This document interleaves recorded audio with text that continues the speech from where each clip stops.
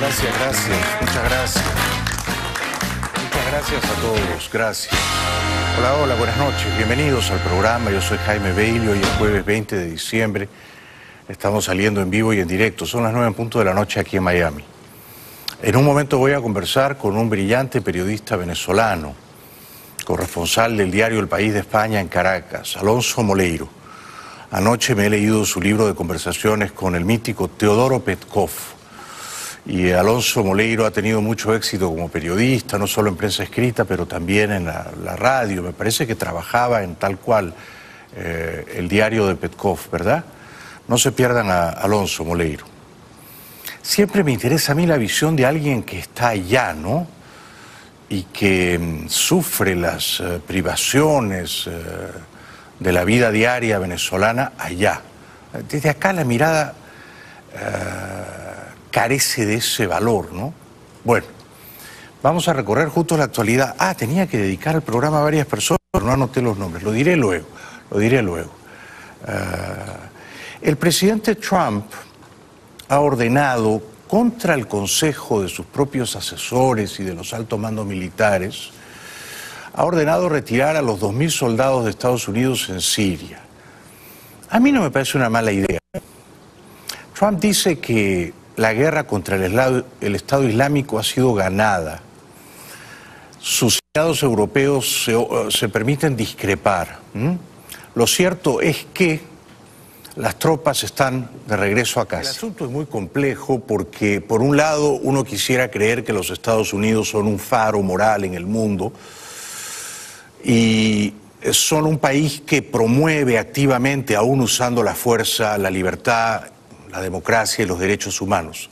Dicho lo cual, en la práctica, la mayor parte de los países del mundo árabe no conocen las tradiciones democráticas, las libertades no tienen arraigo allí y resultan bastante ingobernables. Y entonces no tiene mucho sentido entrar a saco, a las bravas, perdiendo tropas, a imponer manu militari una democracia que a lo mejor ellos no quieren practicar. De manera que a mí me parece que la guerra en Siria estaba perdida ya. Y preservar allí tropas en tierra suponía un riesgo quizás innecesario. Bueno, ahora sí tengo los nombres de las personas a las que quería dedicar el programa. Perdonen, es un caos. Acá improvisamos, acá no leemos teleprompter. Pero la vida misma es un caos. Y yo siempre he creído que, como en las películas, como en los libros, los buenos programas de televisión son aquellos que se parecen a la vida misma. O sea, que fluyen a veces sin sobresaltos y a veces con turbulencias, y que no están exentos de errores o de despistes, ¿no? El programa de hoy va dedicado a Luis Vera, Milagros Lanz, Liliana Campa y Mariana Viloria. Saludos y besos para todos ustedes. Bueno, por supuesto, el dictador ruso aprueba el retiro que ha ordenado Trump. Gana Putin en toda la línea, porque han ganado los malos en Siria, ¿no? El dictador, que ha diezmado a la población civil rebelde, son centenares de miles, entre ellos muchos niños, ¿no? Los que han muerto en esta guerra civil que lleva años, y luego, por supuesto, Rusia e Irán, ¿no?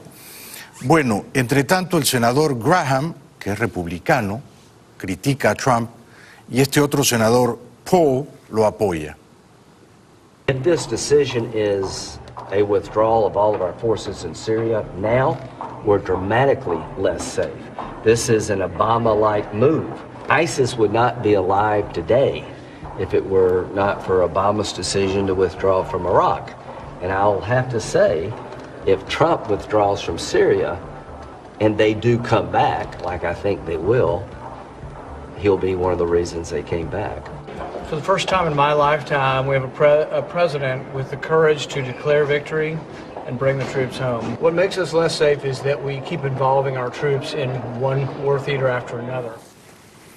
Bueno, es raro que este muchacho, a mí me gusta Ryan Paul, ¿así se llama? Ya no me acuerdo cómo se llama. Es una señal de que, sí, Paul es su apellido. Ya yo estoy gaga, estoy viejito. No me acuerdo ya los apellidos.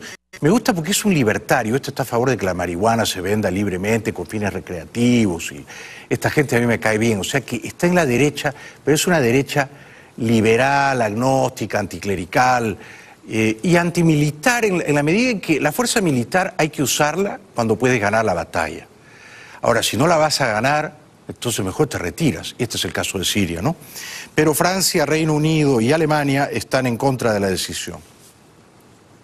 En Damasco, los habitantes celebraban el jueves la noticia dada a conocer por el presidente estadounidense Donald Trump, argumentando que el grupo yihadista Estado Islámico ha sido derrotado. Como sirios estamos muy felices con la decisión porque garantiza la unidad del territorio sirio. Claro, la decisión llegó después de discusiones entre países que querían una parte de Siria y confirma el fracaso de la ambición de estos países para ocupar Siria. Bueno, Putin está encantado, pero los alemanes, los ingleses y los franceses se encuentran disgustados con Trump o se sienten traicionados porque el presidente de Estados Unidos no les contó nada, pero ya conocemos cómo son los modos imperiales, caprichosos, antojadizos de Trump, ¿no?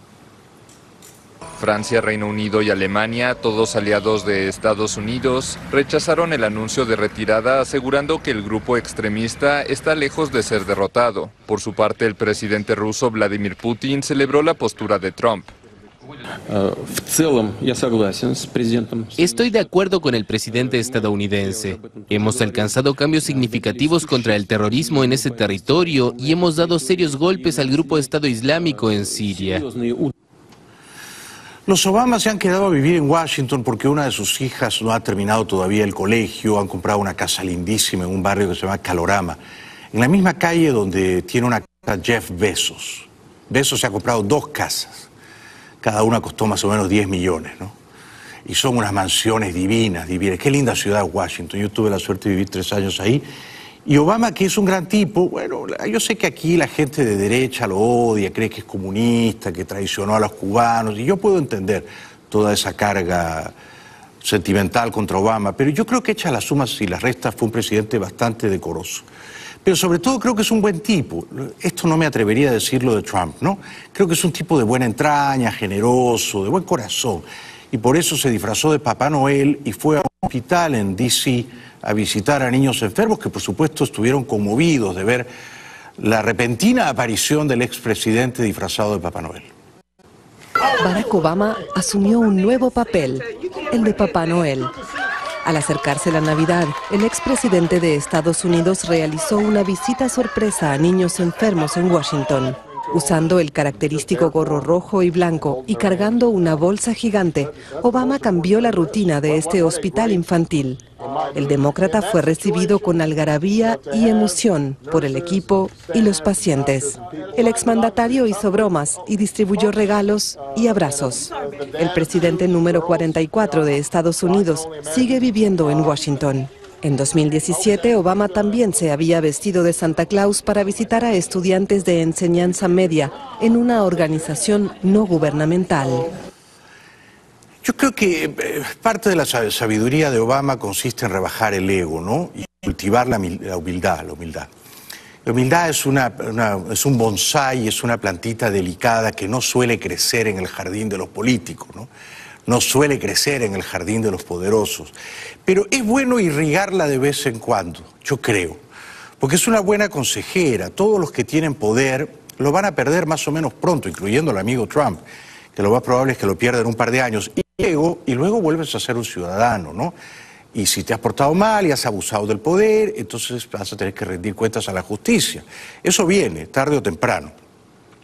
Bueno, saltamos 2. Vamos a la expulsión del venezolano Carlos Pino. El gobierno de Duque ha expulsado a una suerte de diplomático encubierto de nombre Carlos Pino, ex aliado de las FARC, y lo han expulsado de Colombia por estar conspirando a la mala, ¿no? Por estar planeando aparentemente atentados terroristas. Y esto ha agriado aún más las ya tensas relaciones entre Bogotá y Caracas. No se puede quejar este amigo Pino, ¿no? Porque no lo han metido preso, si estaba planeando actos ilegales, lo han podido cerrar en un calabozo, no, lo han devuelto a Venezuela. Debe de ser el único individuo que hoy jueves cruzó el puente en ese sentido, ¿no? Porque todos los demás lo cruzan en el sentido de salimos, huimos de Venezuela y nos refugiamos en Colombia. 4.000, 5.000 personas cada día, creo, más o menos. Este debe ser el único que hizo el recorrido inverso, de Colombia a Venezuela. La esposa de Pino, pero ya se sabe que el amor ciega, ¿no? Dice que él es un angelito y que lo persiguen sañudamente por razones políticas. La esposa de Pino rechazó las explicaciones de Migración Colombia e indicó que se trata de una persecución política. Están tratando de hacer un montaje y de meterle a Carlos una cantidad de cosas, que el caso de mi esposo no sea usado como chivo expiatorio. Ante dicha situación anunció que acudirá a instancias internacionales. Todos los mecanismos legales, nacionales e internacionales, los vamos a usar. Finalmente se reveló que el teléfono móvil de Carlos Pino fue incautado por las autoridades y se mantiene en cadena de custodia, y ante cualquier requerimiento de la justicia en Colombia se pediría la extradición del ciudadano venezolano. Pero la esposa no parece una fuente confiable, ¿no? A lo mejor no sabía de las pillerías que estaba tramando, maliciando el amigo Pino. O a lo mejor sabía de ellas y las aprobaba y ahora hace esta impostura pública. Lo cierto es que el jefe de migración en Colombia, el señor Kruger, dice que Pino afectaba la seguridad nacional.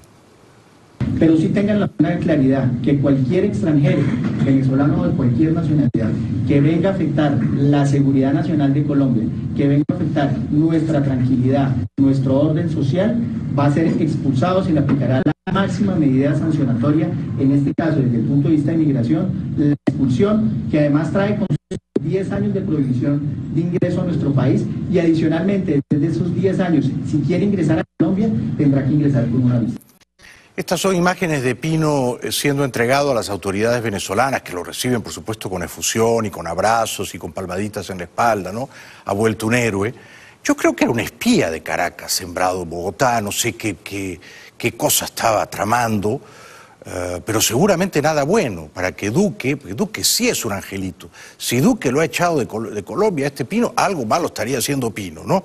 Estas son las imágenes. Luego, el aire que uno percibe, advierte en Pino, es un hombre que parece esquivo, taciturno, diría yo sospechoso, ¿no? Por su modo de caminar y por su modo de enterrar la mirada y de buscar la sombra. Pero juzguen ustedes, esto es lo que yo veo desde aquí.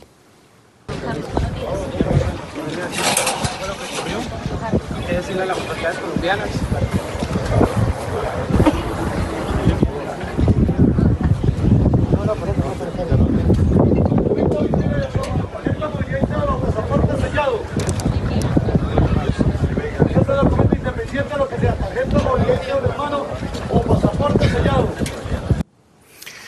Aunque esto es una arbitrariedad, pero el programa está hecho de arbitrariedades, no camina como un hombre inocente y no levanta la cabeza como un hombre inocente. Pero bueno, esta es mi percepción sesgada. En reciprocidad y con los abusos a los que estamos acostumbrados por parte del régimen bárbaro de Caracas, ha sido expulsado un inocente cónsul colombiano en esa ciudad, el señor Pérez, Juan Carlos Pérez. No quiere decir que estaba haciendo, dice cada uno hacía un trabajo distinto y yo no le voy a contar qué trabajos hacían. ¿Qué trabajos hacían? ¿Era el cocinero del Negro Acacio? ¿Le ponía los vallenatos al Negro Acacio? ¿Bailaba con las señoritas adolescentes secuestradas y violadas por sus amigos de la FARC? ¿Algún trabajo estaba haciendo que no quiere confesar? ¿Un quehacer doméstico? ¿Una faena? Que nos diga qué estaba haciendo ahí. Si no nos dice que está haciendo así ahí, yo puedo sospechar que algo malo estaba haciendo ahí. Sobre todo porque estaba en compañía de muy malas, abyectas personas. Estaba en un campamento de un grupo terrorista. Entonces, no basta con decir yo no estaba vestido de terrorista, ¿no? Pues bueno, por algo lo han echado de Colombia, evidentemente, ¿no? En lo que a mí respecta, si este es un espía, estaba tramando, urdiendo atentados violentos contra el gobierno de Duque, debería haber sido juzgado en Colombia y no enviado generosamente a Venezuela. No sé si Maduro hubiera hecho lo mismo, ¿no? Si Maduro pilla a un espía colombiano comprando drones para hacerse reventar arribita de la testa deshabitada, yo no creo que lo devuelva así tan graciosamente a Bogotá. No creo. Bueno, saltamos dos y vamos a senadores opinando, antes de ir a la publicidad. Senadores colombianos opinando del caso Pino. el senador Cepeda. El senador Cepeda, que es de la izquierda chavista colombiana, puedo dar fe de que es un hombre transparente, translúcido, es Pino. Transparente. Bueno, lo que se le transparenta a Pino es que no es un demócrata, ¿no? Es un petardista. Esto es lo que se le transparenta. Que sea un hombre recto, lo dudo. No sé, había que definir qué cosa es rectitud para Cepeda. Bueno, tenemos que ir a la publicidad, ahora sí. Luego voy a compartir con ustedes todos los insultos, y no son pocos, ¿ah? Algunos son hilarantes, otros cacofónicos, vertidos o evacuados o vomitados hoy por Maduro contra Duque. Duque además no hace nada para provocar esa andanada de vitriolo contra él, al contrario. Duque cada vez que puede hace control de daños y dice, nosotros no tenemos un lenguaje belicoso o pugnaz contra Venezuela, no queremos irnos a la guerra. Pero Maduro quiere arrastrar a Duque a una guerra, si tan siquiera verbal, ¿no? Vamos a tener eso. Y luego viene desde Venezuela un brillantísimo, muy bien informado periodista, Alonso Moleiro. No se lo pierdan. Bienvenidos de vuelta al programa. Estamos saliendo en vivo, en directo, es jueves 20 de diciembre. A mí me encanta diciembre, no sé a ustedes, a mí me encanta. Por varias razones. Primero, a mí me encanta hacer regalos. El Papa dice, no, en Navidad no hay que hacer regalos. Se nota que el Papa no tiene hijos, ¿no? El Papa dice, no al consumismo, no a los regalos. Perdón, porque hay unos argentinos aquí. No quiero incordiar a mis queridos visitantes argentinos. Pero no, el Papa dice no al consumismo, no a los regalos, hay que orar a Jesucristo, pero no se esperan los regalos. Así que yo estoy a favor de los regalos. Luego me gusta la Navidad porque uno puede comer con desmesura. Hay una especie de pretexto o coartada moral, religiosa, evangélica, para tragar. Y entonces yo trago como un cerdo. No en Navidad, todo diciembre. Uno se tiene que ir preparando, ¿no es cierto? Así que, y luego las calles están iluminadas y la gente, todos de alguna manera nos obligamos a ser levemente más amables y entonces es un tiempo lindo, es un tiempo lindo. Bueno, pero Maduro no respeta estas añejas tradiciones, ¿no? Que mandan que en vísperas de Navidad uno debería ver al prójimo con una mínima compasión, ¿no? O uno debería perdonar a antiguas rencillas y enterrar viejos rencores. No. Él hace todo lo contrario.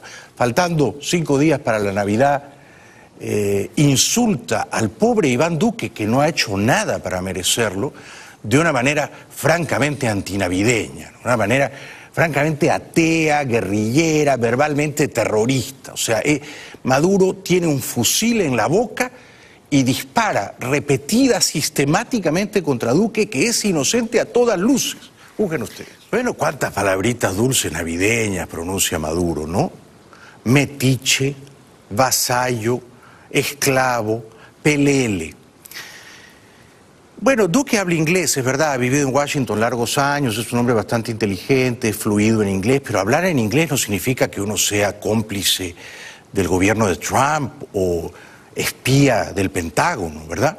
Simplemente Maduro habla desde la herida o el rencor porque claramente él está reñido con el idioma inglés e incluso con el español, ¿no? Un idioma que subvierte bastante, al cual le planta dinamita de sola sombra. Bueno, pero no es verdad que Duque sea un pelele de Trump. Bueno, sus enemigos en Colombia lo acusan de ser un pelele de Uribe. Tampoco es un pelele de Uribe, ¿no? Muchacho tiene 42 años, ha llegado a ser presidente de Colombia.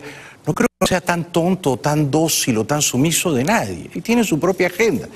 Incluso ahora los propios uribistas, el otro día estuvo Fernando Londoño, que es un preclaro insigne uribista, lo acusan a Duque de no escuchar a Uribe, o sea, de no ser obediente o sumiso a Uribe. Entonces, no es verdad que sea pelele de Trump ni pelele de Uribe ni vasallo de nadie, ¿no? Y luego no puedes tú echar de un lugar a alguien que no está allí. Duque no está en Venezuela, no quiere estar en Venezuela, no quiere gobernar Venezuela. Nadie quiere gobernar Venezuela, nadie.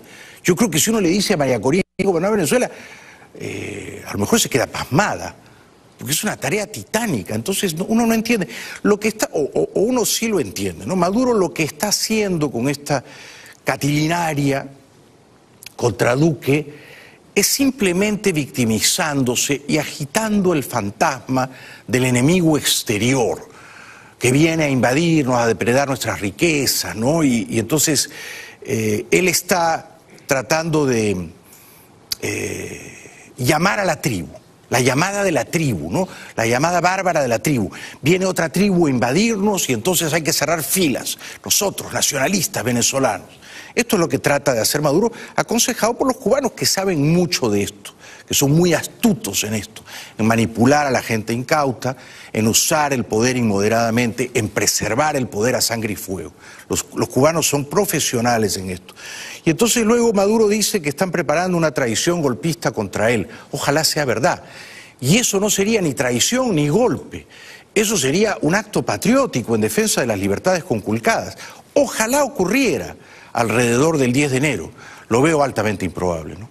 Francamente me parece muy difícil, muy arduo que un grupo de militares tenga el valor de levantarse en armas contra la dictadura.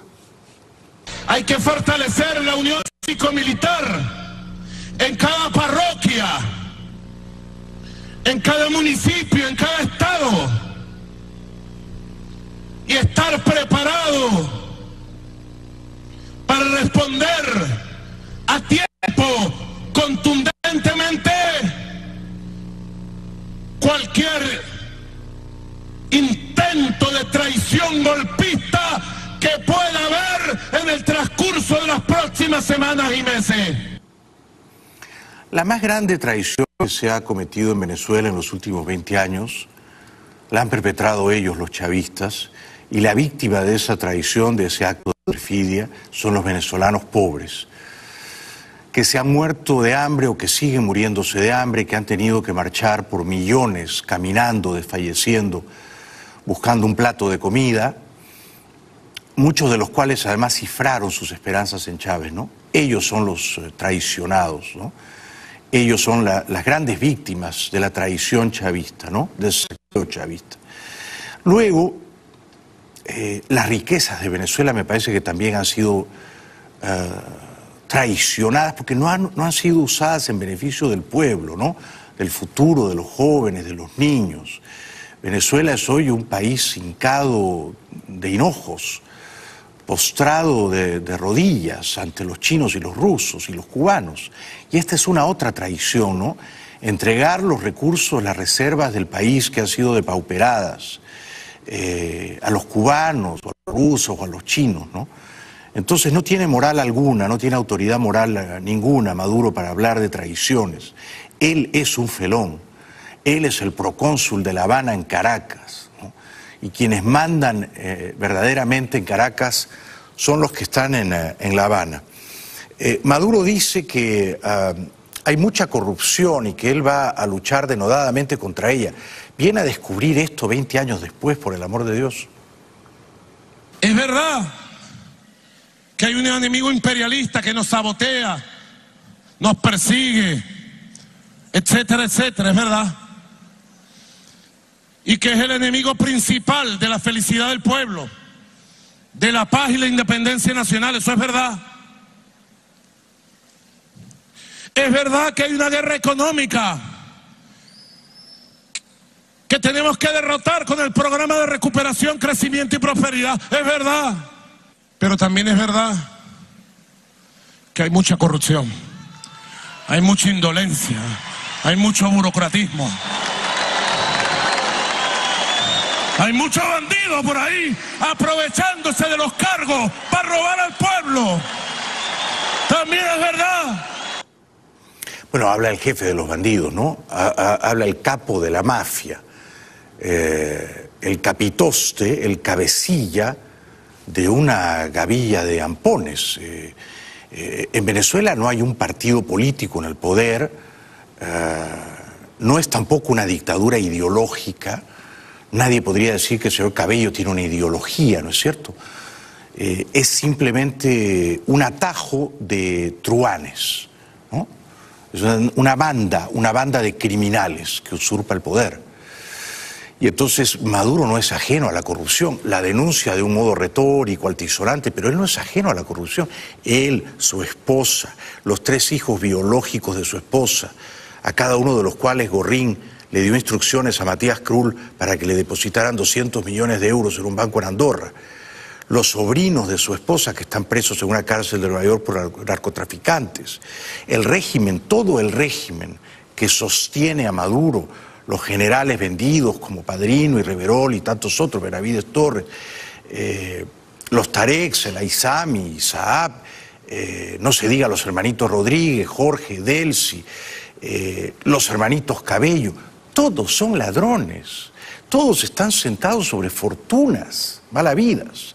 Entonces, no le podemos creer a Maduro cuando dice que va a perseguir a los bandidos, porque él es el jefe de los bandidos. Bandidos, ladrones, que se disfrazan de rojo rojito y han robado la patria. La lucha contra la indolencia, el burocratismo y la corrupción. Caiga quien caiga. Caiga quien caiga. Irreductible frente a la indolencia y la corrupción. El sacaperras de Maduro. ¿No le gusta esa palabra? Es la primera vez que la uso aquí contra el dictador venezolano. Es un sacaperras. La leí recientemente y no sabía qué era y fui al diccionario. Y es perfecto para Maduro.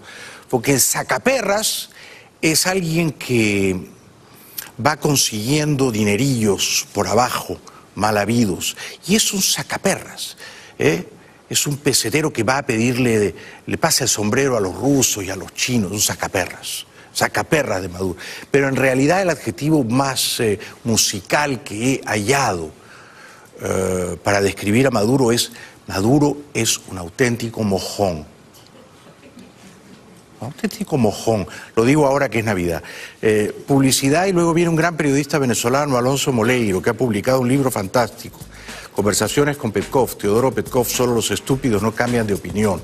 Bueno, Alonso Moleiro es un brillante, un joven y muy talentoso periodista venezolano, está de visita aquí en Miami, él vive en Caracas, es corresponsal del diario El País y ejerce el periodismo con mucha lucidez y sobre todo con mucho valor. No es fácil ser un periodista independiente en Caracas en estos tiempos. Él va a regresar los primeros días de enero a su país y ha tenido el gesto cariñoso de pasar esta noche por aquí por el programa. Un aplauso para Alonso Moleiro, por favor. Gracias, Jaime. Gracias por venir. No, gracias a ti, muy honrado, sí. ¿Cómo has encontrado Miami? ¿Te ha tratado bien? Muy bien, muy buen clima, muy fresquito, todo muy rico. Sí. Vas a volver, me decías, el 5 de enero a Caracas. Sí, tengo que regresar. ¿Por qué decides volver? ¿Por qué no te quedas aquí? Bueno, tengo mi vida en Venezuela, tengo trabajo, cosas en las que estoy muy comprometido, pues, en la gestión periodística, no solo en la corresponsalía, sino en el diario Tal Cual. Y bueno, para decirte la verdad, pues, yo y otros periodistas tenemos un nivel de compromiso importante con el desarrollo de la situación, pues. Eres un valiente, me parece admirable. Bueno, muchas gracias. En este momento eres casi un corresponsal de guerra en Caracas, ¿no? Porque sí. Lo que está ocurriendo en tu país es el preludio de una guerra civil, pero además es una guerra de una dictadura contra su pueblo. Yo no creo que se exagero al decir que es un virtual genocidio lo que está ocurriendo en Venezuela. O sea, tú eres un corresponsal de guerra, te juegas la vida, pero alguien tiene que estar ahí para reportarlo. Sí, y fíjate, Jaime, que cuando el chavismo obtuvo el favor popular, estas personas, Maduro, Diosdado Cabello, cuando tenían el control de las simpatías de las masas y el ingreso petrolero, presumían de ser muy sensibles a la causa de los pobres, sí. y siempre estaban enrostrando a las clases medias o a los sectores profesionales su presunta ruptura o su falta de vínculo con el sufrimiento de la población, que era un razonamiento muy canalla de gente que está traficando con las necesidades de los demás. Mientras hubo dinero, se ocuparon de algunas cosas, hicieron algunos programas de cobertura quebraron al país, porque los Estados Unidos no administran los recursos de Venezuela, los administran ellos. Correcto. Quebraron a PDVSA, que era una empresa modelo en el mundo, una de la sociedad mercantil más poderosa de América Latina hasta hace 6, 7 años. La volvieron chatarra, saquearon las arcas nacionales, destruyeron el aparato productivo del país y entonces no quieren asumir la responsabilidad y entonces ya no hablan de sus programas, ya no se ocupan de lo que dicen los barrios. Mira, hay funcionarios chavistas, y esto lo digo porque me consta que ni siquiera, o sea, que desconocen el hecho de que haya gente que se está yendo por las fronteras caminando. Es decir, son unos niveles de adicción tan hondos que lo niegan. O sea, dicen que es mentira. Bueno, Diosdado Cabello ha dicho que eso lo hacen por moda, pero además hay viceministros, funcionarios, vicecancilleres, o sea, yo he tenido algunos cruces con ellos en las redes, te dicen que eso es mentira, que aquí, que esos 3 millones que se fueron son los 3 millones de votos de la oposición que nunca tuvo, burlándose. ¿A ti te ha afectado la crisis económica? ¿A ti en tu vida diaria? ¿A ti y a tu familia? Bueno, nosotros en mi casa hacemos un esfuerzo por remontar permanentemente, claro que a uno le afecta y además no es solo el problema económico en Venezuela. Yo tengo, por ejemplo, 2 meses sin teléfono en mi casa, sin internet. Tuve que comprar un van satelital para poder trabajar. Claro, ¿cómo vive un periodista sin internet? Bueno, tuve que comprar un instrumento satelital que es carísimo para poder tener conexión. ¿Y te lo han cortado deliberadamente? No, es una falla que hay en la zona. O sea, es que el asunto, el chavismo asume responsabilidades en nombre del Estado Nacional y malbarata eso, el burocratismo, toda esta cómica en la que Maduro está hablando. Ellos son los gestores de eso. Correcto. Han quebrado a todas las empresas, han inflado las nóminas de cualquier cantidad de personas, todo lo resuelven diciendo consignas, con unos niveles de orfandad intelectual y conceptual lamentables, pasmosa, a cada rato están diciendo necesitamos una empresa privada que invierta en Venezuela. Cuando invierte, entonces la expropian, o le colonizan. Hay unos funcionarios, casi todo el estamento de gestión, los ministros, con muy escasas excepciones, son gente increíblemente sin capacidades, y entonces, claro, el derrumbe es absoluto y entonces ves una situación de colapso disfuncional que se expresa en cosas como esta. ¿Y qué crees que va a pasar el próximo año? Hay gente que tiene cifradas ciertas esperanzas en el 10 de enero, que es cuando expiraría técnicamente el mandato de 10 años de Maduro. Pero yo comparo a este Maduro de diciembre del 18 con el Maduro de junio, julio del año pasado. Yo en aquel momento, Alonso, te confieso, pensé que caía, que no llegaba a fin de año, que la protesta en las calles era de tal virulencia, que la dictadura estaba crujiendo y a punto de caer, y no ocurrió. Con lo cual mi pregunta es, ¿cómo ves tú el próximo año? ¿Crees que Maduro ha solidificado su poder o tú crees que la salida está cerca?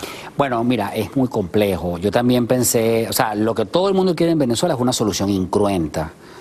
El gobierno de Maduro y sus lugartenientes, que son iguales a responsables que él, han ido cerrándole las salidas a la política, a las salidas consultivas. Lo que le hicieron Maduro, la gente del PSUV, Diosdado Cabello al país en la cita electoral del 20 de mayo fue una cómica, una consulta totalmente bananera, lamentable, pues, una cosa digna de octavo mundo, pues. 2 candidatos impedidos de participar, uno preso, el otro inhabilitado por cualquier excusa. Claro, eso ya es un fraude, ¿no? Exacto, 2 partidos, 2 de los más importantes de la oposición, inhabilitados de participar, una Asamblea Nacional que no puede legislar. El candidato que decidió ir, al final dijo, yo no reconozco este resultado, lo cuestionó. Falcón. O sea, toda la comunidad internacional, nadie fue a votar en esas elecciones. O sea, los índices de abstención fueron brutales. Y yo te digo, aparte de algunas de las cosas que tú has comentado en torno al perfil moral de estas personas, hay además unos niveles de orfandad intelectual, o sea, de chatura tan bananera, tan de republiqueta, que pues, bueno, consolidaron una situación fraudulenta. Entonces, claro, yo a veces pienso y temo, porque no es una cosa que desee, pero uno está viendo los hechos, que una tensión como esta pueda liberar fuerzas en alguna dirección no prevista. Y por ejemplo, bueno, que venga una salida violenta, que se produzca un nuevo estallido social que va a ser además ferozmente reprimido. Sí. Mira, tú habrás visto pues en las protestas de 2017, la Guardia Nacional entró y saqueó residencias, destruyó... Lo recuerdo claramente. Sí, es decir, destruyó propiedad privada, saqueó apartamentos, se comportó... Mira, la policía asaltaba y le quitaba la policía a los manifestantes, cartera, de todo. Sí, eso lo vi yo muchas veces y lo denuncié en el programa de radio que tenía. Pero, digamos, la descripción que haces es absolutamente irreprochable, ¿no? Y es de una gran nitidez intelectual y moral. Sin embargo, la conclusión es descorazonadora. Mis fuentes más confiables me dicen que en Washington no están preocupados por Venezuela, no está en la agenda, no está entre las prioridades. Digo Washington, la Casa Blanca, el Pentágono, el Departamento de Estado, la CIA, ¿no? No digo Almagro. Almagro es una voz preclara. Sí, o el vecindario latinoamericano, probablemente. Claro, sí, que ha mejorado y que denuncia los abusos, las tropelías, pero tú ves una salida pronto, es decir, ¿se puede ser razonablemente optimista? Pronto no la veo, pero me puedo equivocar. Es decir, estamos en la zona donde podría haber, uno tiene que esperar que se produzca, podría ser que se produzca alguna contingencia. O sea, en situaciones tan comprometidas, a veces ocurra lo que tú menos te esperas. A mí esa es la zona que más me preocupa. Lo que yo esperaba era que en esa estrategia que tuvo la oposición de acumulación de fuerzas, un resultado electoral iba a ser comprendido, por lo menos por la mayoría de las Fuerzas Armadas. La conclusión de 2017 es que los niveles de complot, de enajenación,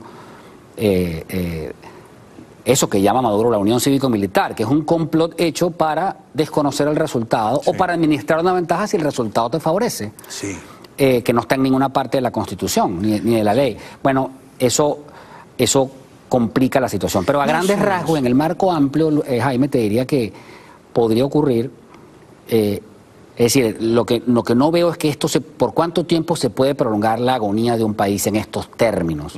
Pueden ser varios meses, cada mes es una eternidad, pero Maduro es un hombre que no está hecho para el gobierno, no tiene idea de la administración, es un pésimo gestor, es un hombre con muy pocos instrumentos, con muy pocos elementos conceptuales. Sí, y a diferencia de Chávez, nadie lo quiere, ¿no? Porque Chávez en sus días de esplendor, el pueblo lo quería, se reía con él, le festejaban sus ocurrencias. Y Chávez tenía algunos encantos.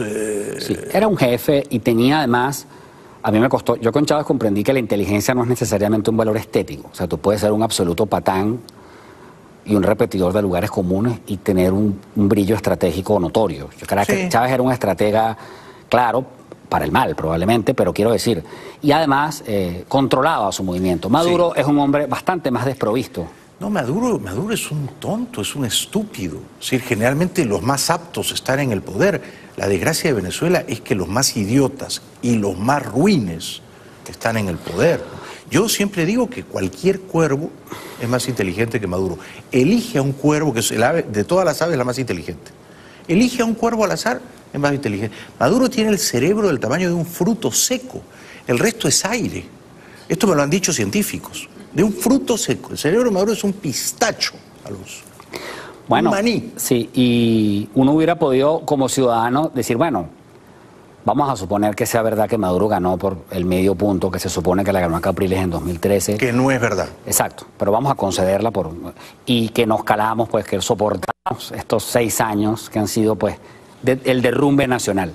Le tocaba al país cambiar de opinión, es decir, la alternabilidad es una cláusula que es una conquista de la humanidad, que es lo que estos tipos no entienden. Pero ellos no son demócratas, claro, ellos no creen en esas reglas de eso, del juego. No, ellos desprecian los ideales republicanos, democráticos a los que tú estás apelando.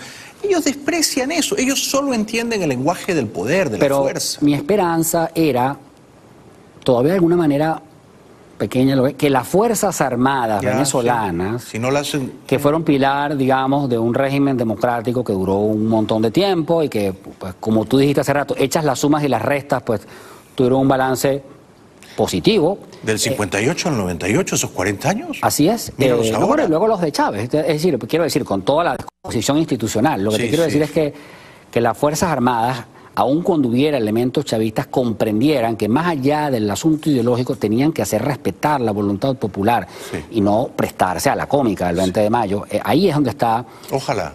No, bueno, no, ya no pasó. No pasó, podría pasar después del 10 de enero, nunca se sabe con los militares, ¿no?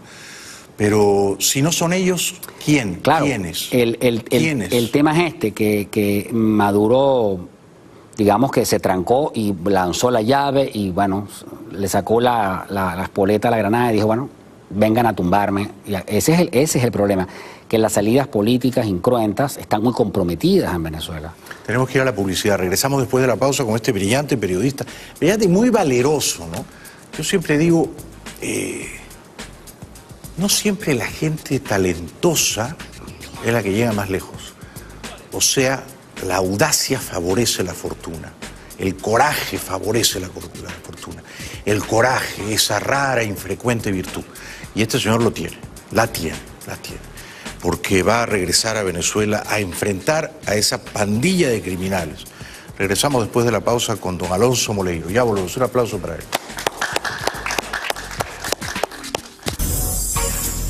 Bueno, ha venido desde Caracas un muy valeroso y muy inteligente periodista, Alonso Moleiro, que entre otras cosas es corresponsal del diario El País de España, en Caracas.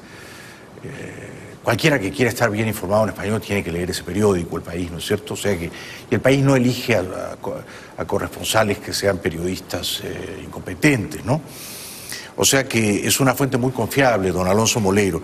Luego vamos a hablar del libro de Petkov, pero ¿has conocido a Maduro? ¿Lo has entrevistado? Lo traté en una época cuando él era un dirigente sindical y el chavismo era diputado. Lo recuerdo. Fue presidente de la Asamblea Nacional, yo era reportero del Nacional en Caracas y el chavismo estaba como llegando al gobierno, todavía no se hablaba ni de socialismo, el chavismo estaba siendo muy atacado por la oposición y los medios. Y lo traté bastante, llegué a tener incluso con una relación correcta, buena, nunca, era un tipo pues que en algunos aspectos parciales era bastante simpático y llano, sí un tipo evidentemente no muy leído, a mí me sorprende que una persona como él termine en la presidencia. Sí, bueno, a él, pero sobre todo a él le sorprende. Claro, él ha demostrado también tener unos atributos, o sea, a mí por ejemplo, unos atributos digo, para el mal, o sea, para mantenerse ahí, aún a pesar de todo lo que ha ocurrido. Es un comunista profesional y fue formado en La Habana para eso. Y tiene la conjura, pues el tiempo que puedes estar disimulando para concretar, como tú bien dijiste hace rato, una felonía en un paréntesis de unos 15 años. Increíble, ¿no? Y además hablar como si tuvieras carga moral, o sea, como si de verdad fueras el líder del país y hacer reflexiones sobre la corrupción. Estas cosas a Chávez la gente se las creía. Y Chávez llegó a tener incluso prestigio internacional. Yo no sé si merecido, pero Maduro no es una persona querida en Venezuela, en absoluto. Eso no quiere decir que no haya chavistas, todavía quedan, pero es un tipo muy impopular. Claro, muy impopular. Claro. ¿Y a Chávez lo conociste? No, lo tuve cerca, no llegué a tratarlo, es decir, le puse un grabador sin él saber nada, nunca lo pude.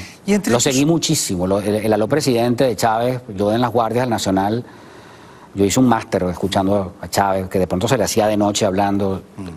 O sea, lo escuché. Sí, yo lo veía también, yo lo seguía también. Sí. Era fascinante y era mórbido, era seductor y era hediondo todo a la vez. Ahora, te iba a preguntar sobre Maduro y Cabello. ¿Se llevan bien o hay recelos y animosidades escondidas? Yo siempre he creído que Cabello tiene que haber sentido el golpe cuando Chávez eligió a Maduro a despecho de él. Y no me sorprendería que Cabello tuviera la ilusión de ocupar algún día la silla que ocupa Maduro. ¿No es así? Probablemente.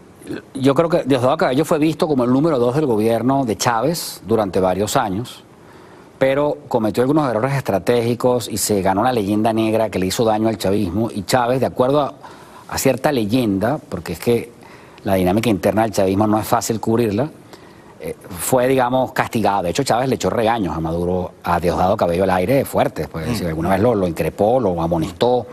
Es raro ver a un tipo, además, como Diosdado Cabello, verlo regañado por Chávez en una situación, en estos programas que él hacía, por alguna circunstancia que no decía bien. Sí. El nombramiento de Maduro produjo sorpresa, pero ya uno venía viendo que Maduro era pues el hombre que tenía Chávez.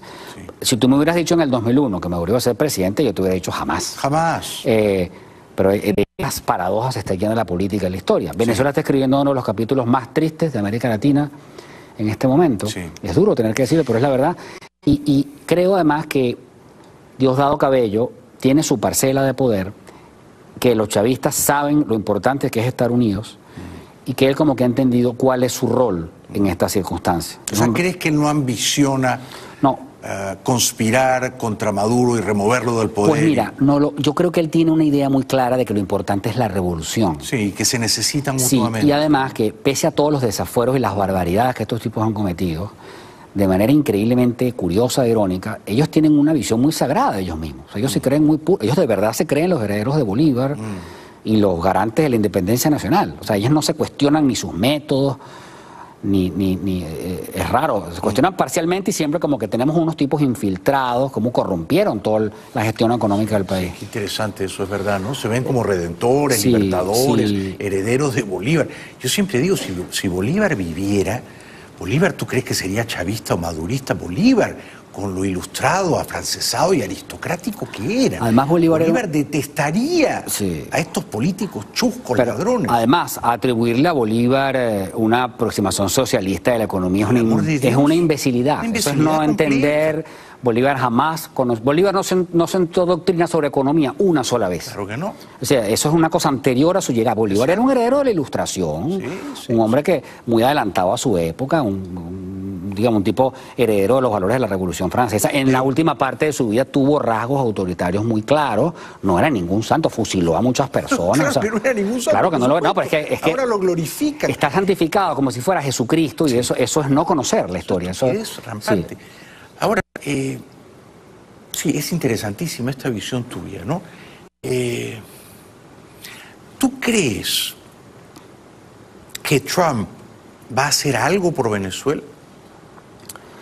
Bueno, yo he pensado esto. Toda América Latina, no toda, pero casi toda, ya se ha dado cuenta, ya ha visto y ha visualizado. Claro, a partir de cambios de ciertos gobiernos, de la ruptura, de la caída del mito de Lula y todo esto, ¿qué clase de gente tiene Venezuela de gobierno ejerciendo el poder sin legitimidad ninguna y sin ninguna vergüenza, que es lo peor? Donald Trump es un tipo que a mí en lo personal, pues, claro que no me gusta. Algunas de las cosas que tú dijiste sobre él... ¿No te cae simpático? No, para nada. ¿No te gustaría ser su amigo? Pero no sería amigo jamás de una persona así. Pero he pensado, bueno, el hemisferio está en una zona donde hay políticos bastante conservadores y halcones. Mira Bolsonaro. Bueno, exacto. Lo que temo a veces es que el peso estratégico de Venezuela era su producción petrolera, su ubicación geográfica, su tamaño relativo como país. Pues un país no es de las grandes naciones latinoamericanas, pero bueno, es de las naciones latinoamericanas de cierta importancia. Pues puede que esté en una segunda línea detrás de Argentina, Brasil y México. Era una potencia latinoamericana en los 60, 70, 80. Lo grave es que Maduro dejó de producir petróleo. O sea, que el país se volvió una especie de hueco negro que no tiene dolientes, que a nadie le importa, que ya no tiene... Y bueno, claro que toda la vida he sido enemigo de la intervención, o sea, no enemigo, no me parece procedente, pues que cada vez que aquí en América Latina tengamos un problema llegue el policía estadounidense a poner orden, pero también digo, a veces puedo sentir y me preocupa ese despego, ese soslayo que puede haber hacia la tragedia venezolana, pero también entiendo que es difícil de operarla, ¿no? Es complicadísimo. Es muy complicadísimo. Sí, yo entiendo que, claro, ustedes no quieren que Estados Unidos se meta allí como el policía, ¿no?, a poner orden. Por otro lado, uno dice, si está ocurriendo un genocidio, el vecindario tendría que proteger... Porque además el vecindario queda afectado. A la población civil masacrada. Claro. Y el vecindario es afectado, efectivamente. No puede recibir a tanta gente. Pero además un genocidio se tiene que detener en nombre del bien, en nombre de las libertades. Pero es que hay una cosa humanos. adicional, Jaime. Mira, hace poco estuve en Bogotá, había estado en Bogotá la última vez hace unos 10 años. En Venezuela lo que hacíamos era recibir colombianos. Colombia es un país que con todos sus problemas, que los tiene todavía, algunos muy graves, hay esperanza. Colombia es un gran país. Colombia recuperó el eje y es un país con expectativa. Claro, en Venezuela la es un esperanza gran país. nacional está secuestrada. O sea, no hay esperanza, no hay futuro. Cero. Todo En se ve Colombia, negro. Los muchachos ya no se van como antes. Antes se iban, Mucha ahora gente se incluso ha queda. regresado. Bueno, La prensa colombiana es admirable, Alonso, ¿o no? por supuesto Tú que lees sí. El Tiempo, El Excelente Espectador, periodista. Semana, ves la televisión. No, y es un país además que ha tenido un renacimiento, pues, por ejemplo, en producción deportiva, en producción industrial, ha dado un salto en No producción de digamos ya en telenovelas. las artes y en la música. El Perú, tu país, es otro. Es un Pero excelente ejemplo. O sea, por tanto Colombia- tiempo, sí. Colombia desde el 57, 58 que se fue Rojas Pinilla es una democracia estable. O sea, hay mucho que aprender de Colombia. Absolutamente. Va quedando poco tiempo. Te quería preguntar, ya que hablábamos de amigos, decíamos, tú no serías amigo de Trump. ¿Tienes todavía en tu círculo de amigos personas que son simpatizantes del chavismo? ¿Tienes amigos chavistas? Bueno, ya no lo son. Es decir, hay un alejamiento. ¿Han dejado de ser chavistas? Sí, no, han dejado de ser amigos. Es decir, se alejan. Hay una ruptura muy clara. La polarización ¿Incluso hizo en un tu propia efecto. familia ha ocurrido eso? Ha ocurrido. Tengo algunos primos en el gobierno, incluso. Es decir, gente. Por eso te pregunto, es terrible cuando la política se vuelve tan tóxica y venenosa. Y además he podido comprobar a través de ellos cómo la política se enajena, cómo se vuelve una enfermedad mental. Saca lo peor de la gente a Sí, veces. cómo la ideología y los intereses creados hace que veas una cosa y creas otra. Sí. Cómo se vuelve una religión laica. O sea, Sí. cómo el dogma de fe, que es un dogma igual al dogma de la Santísima Sí, Trinidad, sí. hace que además tiene mucho que ver, como bien dijo Carlos Rangel, un escritor intelectual venezolano, Gran con este escritor. complejo anti-yanqui. Cierto que los americanos han hecho maldad, pero tienen un montón de cosas buenas también. Pero Es hazme un el com- favor, sí. si lo que tú decías, Alonso, los americanos no han gobernado Venezuela desde el 98 para acá, ellos no han gestionado nada. Los americanos no han gobernado Venezuela jamás, no han intervenido en Por eso. Venezuela jamás, ¿Qué no han culpa administrado tienen los un americanos? bolívar en ¿Por Venezuela. eso? ¿Qué culpa tienen? ¿Qué culpa tienen? Claro, Dios, pero es agitar ese complejo una locura. y convertir, bueno, ahí está el problema. Sí. Ay, me he quedado sin tiempo y hubiera hablado contigo una hora más, sobre todo acerca de este libro fascinante. Alonso Moleiro conversó con Teodoro Petkov, un gran, insobornable, admirable dirigente de izquierda democrática, ¿no? Venezolana, líder del MAS, candidato presidencial 2 o 3 veces, Sí. pero además un señor, un hombre de honor, un político decente, que hizo un viaje ideológico fascinante. Recomiendo con entusiasmo este libro, Solo los estúpidos no cambian de opinión, está en Amazon. ¿Ah? Sí, está en Te felicito, Amazon, sí. es un triunfo. Vente otra noche y hablamos de Teodoro Petkov, que en paz descanse. ¿Ah? Gracias, Jaime. Suerte. Muchísimas gracias. Bueno, Venezuela necesita de periodistas como tú, Alonso. gracias. Felices Bueno, fiestas. igual. Un aplauso para Alonso Moleiro, por favor. Gracias.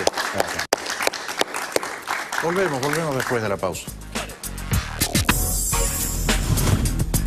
Bueno, en el Parlamento británico, que es una fiesta y donde hay un señor llamado Andrew Bailey, la primera ministra Theresa May fue aparentemente insultada por el líder laborista James Corbyn, que le habría dicho mujer estúpida. I've got some advice for the right honourable gentleman. Look behind you. They're not impressed and neither's the country.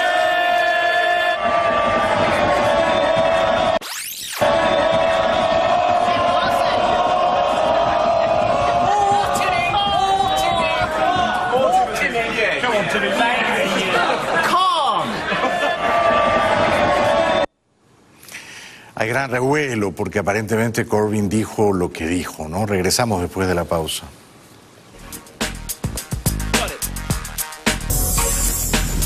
Bueno, con todo lo que han robado 12 años y con la montaña de evidencias irrefutables en su contra, es un escándalo que la expresidenta argentina Cristina Fernández no esté presa todavía.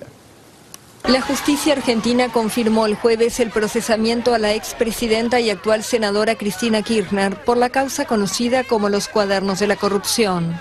La Cámara Federal consideró a Kirchner como jefa de una asociación ilícita y ratificó su procesamiento, que se llevará a cabo en un juicio oral. También confirmó el pedido de prisión preventiva que ya había hecho el juez Claudio Bonadío y un embargo por un monto de 1.500 millones de pesos, equivalente a 38 millones de dólares. Como senadora, Cristina Kirchner goza de fuero parlamentario y hasta ahora la Cámara Alta no ha tratado el pedido del juez Bonadío para retirarle la inmunidad. Regresamos después de la pausa. Bueno, quiero agradecer mucho a Claudio y a María, que han venido desde la Argentina, tan queridos. Genial, yo tendría que entrevistar a Claudio una noche. También a toda la gente linda que nos acompaña en el público, unas señoras colombianas guapísimas. Y a Milena Aristizábal, joven, talentosa banquera colombiana, que me atendió hoy con muchísimo cariño en Wells Fargo. Gracias, Milena, por tu cariño. Gracias por hoy, nos vemos mañana viernes cerrando el año. Buenas noches, hasta mañana.